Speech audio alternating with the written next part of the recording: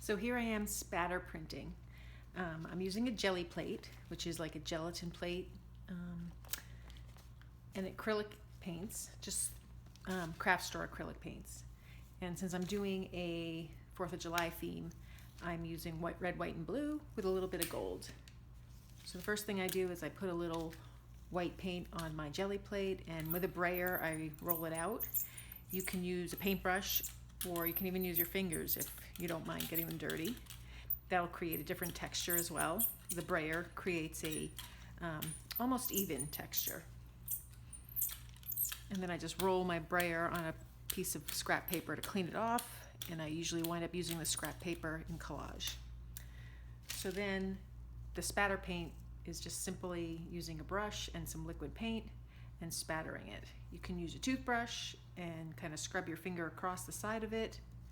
You can use a spatter brush sold in art supply stores, but since I'm going for a very casual look, I just use a long paintbrush.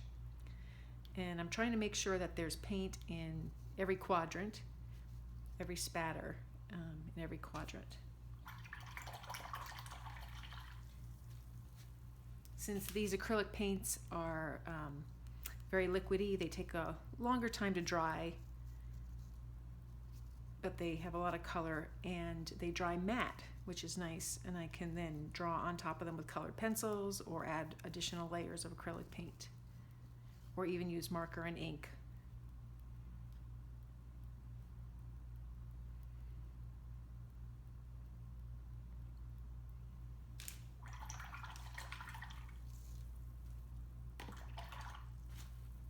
And this is a craft gold paint. These tend to be a little thicker to hold the metallic pigments in it.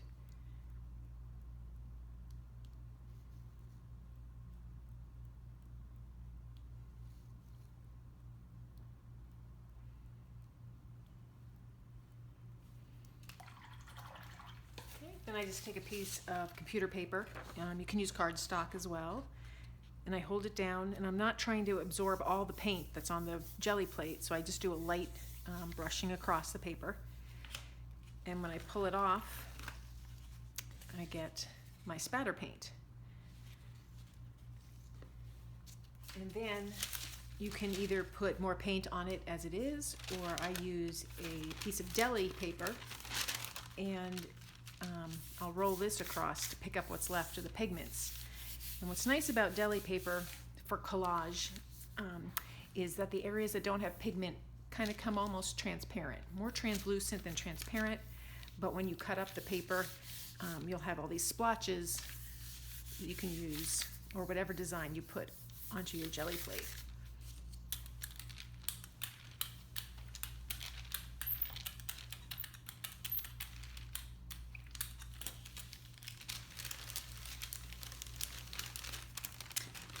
And that is how it looks on the Deli-paper. And lastly, when I still have some paint left on the jelly plate, which is kind of drying, it's mostly dry, I can add more paint to it and then pull it off with some paper. So I'll just do that really quickly.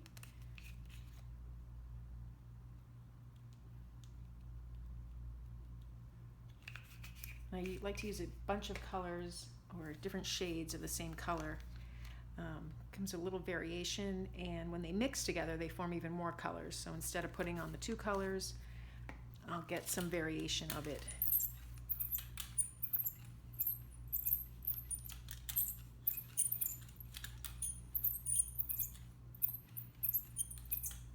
It's really trial and error as to how much paint to use, depending on the humidity in the air and what look you're going for. If you add more paint, it'll be more messy. Less paint, it might not cover the entire plate.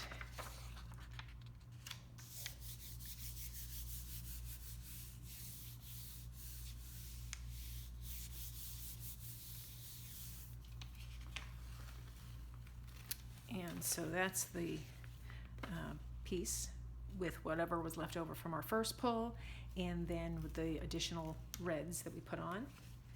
And there's still some on the plate. I can either try and pull it off with a piece of paper, or I'm going to add a little white to my paint and see what comes from this. A lot of it is experimenting. Maybe I'll add a little bit of blue spatter too, since I'm sticking with that color theme.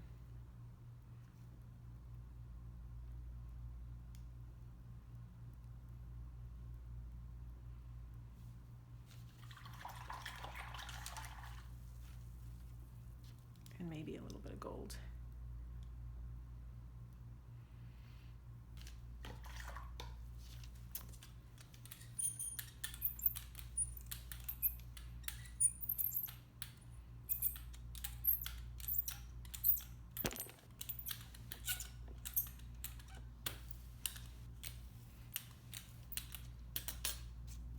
And so when I do the pull here, I will get showing up whatever is on the face of the jelly plate, not on the part that I just added.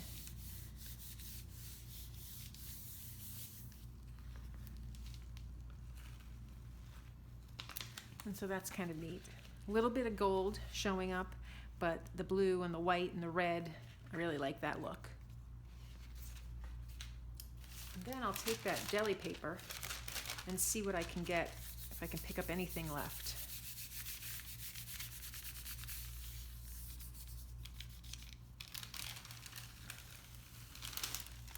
Not too much, but just it adds.